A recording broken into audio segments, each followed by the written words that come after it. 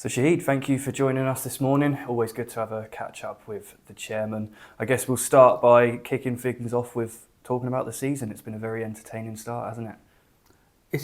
It has been, scoring nearly 20 odd goals already, 19 goals in 5-6 games, just unbelievable. It's been frustrating as well. I think been to all the games apart from Truro, which I saw on TV. The games that we lost 3-2, once you'd never want to be critical of referees and that sort of stuff. A lot of decisions, didn't go our way, and we were hoping they're going to even themselves out over the course of the year, but it doesn't feel like it. We just seem to be getting worse and worse. So while it's been great in terms of entertainment and loads of goals, fantastic support from our supporters going, home and away. I mean, travelling, almost like nearly probably 2,000 miles in the last, or 1,500 miles in the last sort of 2 or 3 games. It's a real testament to their support for us. But while football's been great and is, as I said, entertaining, you still feel, we feel a bit frustrated about some of the outcome, the final outcome really. But we've been enjoying it. Yeah. Just touch on that thing you said about the fans there making the journeys. It's something you do, and like you said, you've been to everyone except Truro so far. You do make all those journeys, don't you? So you know the commitment that goes into it. And 176 on Wednesday night down in Cornwall. That was just amazing, wasn't it?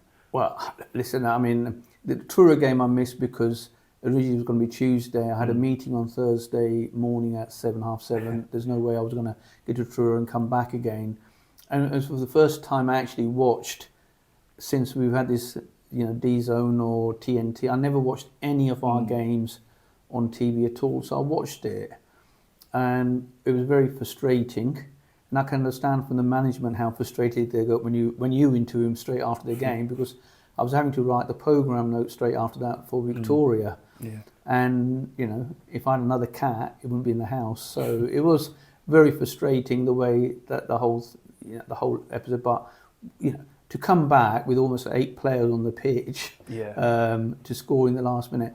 And as soon as that, you're watching on TV, I definitely thought it was a penalty as something, went back off it. But we don't have highlights on it, so sort of the slow motions. But yeah, it was great. And the fact that, and then looking at social media where people coming home at 4 o'clock in the morning at Reading Station or that. So it's phenomenal support we've get really. And I looked at our 23 odd games away from Aldershot, or from the place nobody wants to talk about where I live in Woking.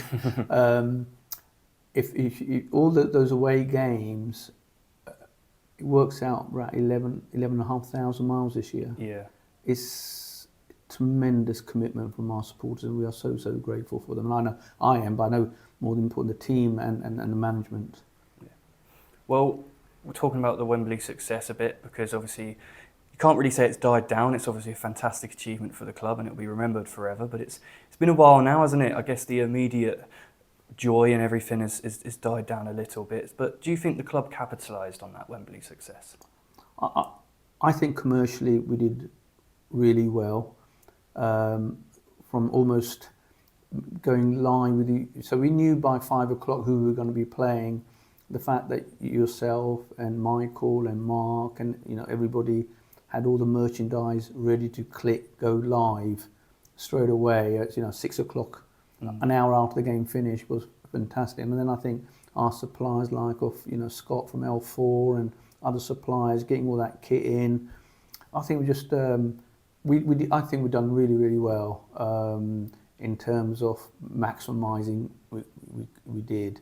Could we do more? Yes, but in time of what we had, what we delivered, and the fact that the commitment from staff and people opening up all the hours under the sun in the evening, packaging, but it's also like a real buzz around the shop. People coming in, people queuing up.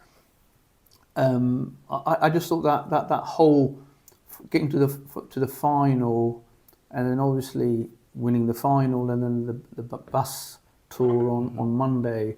I'll come back on there, and then all that, almost 2-3 weeks of that was just fantastic. I mean, it was real buzz around the town, and from a local economic point of view, you know, when we played, obviously Woking in the semi-final, early kick-off, the pubs, you know, coffee places, they were all open at 8-9 o'clock in the morning, and they were all sold out by 10 o'clock that evening. And people can get taxis, people can get, you know, talking to the pubs run out of drinks, restaurants all packed out. And then, believe it or not, the same thing happened on a Sunday night after we won at Wembley. And then, you know, talking to Ray across the pub at the Crimea, and he had to order more beer for Monday for the bus tour, and that ran out. Yeah. So I think we had you know, and you know, the Wembley, I'll come back to that, but you know, the bus tour was just absolutely around the town. 30,000 people coming out. It was just absolutely unbelievable experience. Atmosphere was right. So I believe that it really, the FA Trophy really galvanised the town, I think. And Wembley was just another, pretty surreal, because I've been to, in 10 years, I've probably been to virtually all the finals or playoff finals, and normally sit near the rail box as I sit on the board of the National League. And when you normally see teams coming up, it's not your team, and the fact that the people coming up, they're your team, and it was pretty surreal to see that. But yeah, just an amazing event, and you know, 20,000 odd people went there. We did well in, you know, sort of hospitalities and supporters, you know, and families, volunteers. You know, from a personal point of view, I had my own family and sort of friends. That we had we took a box at the 4th floor, so I was on the 4th floor, 3rd floor, 2nd floor, and I was going up and down steps, and kick-off was 15:15, and as I was walking up and down, 20 minutes to kick-off, they lock all the stairs doors, so you're almost in a vacuum. So I was stuck in, I was actually stuck in the on the staircase like a vacuum. So I was going up and down. I must have done 1,000 steps at that. And I heard the national anthem, and then I got really annoyed, and I bashed on the door. Yeah. Somebody let me out, and I just managed to get in. So I'm still trying to find a full video of the match, just to see that, to sort of relive that moment again, because obviously I missed all the start. Well, as well, I think having that trophy was something that was fantastic for us in the summer.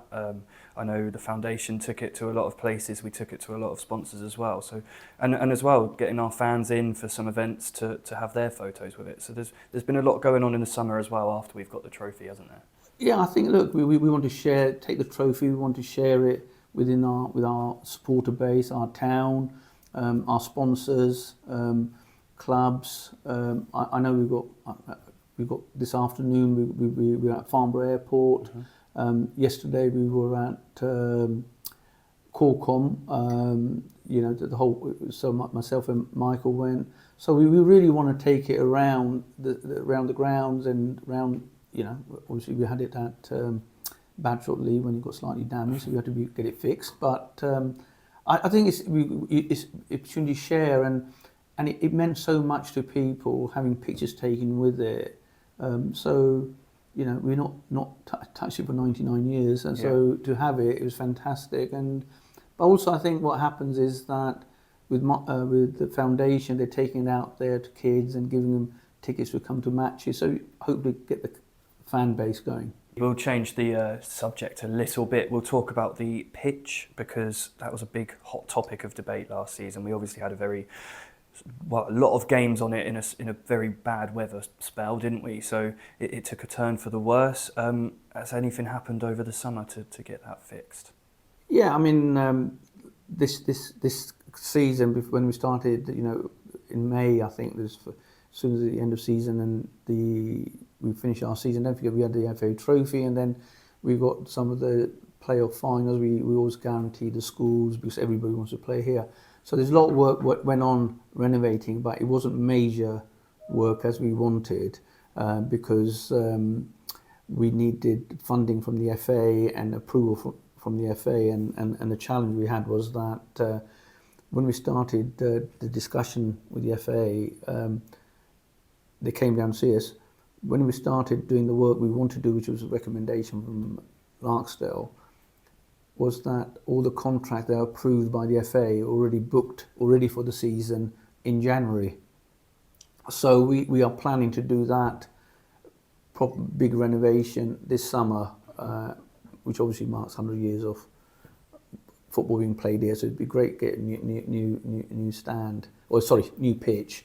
But a lot of work has been fixed. We have cleared some of the areas there, but there are certain areas that it does get sort of drainage problem. But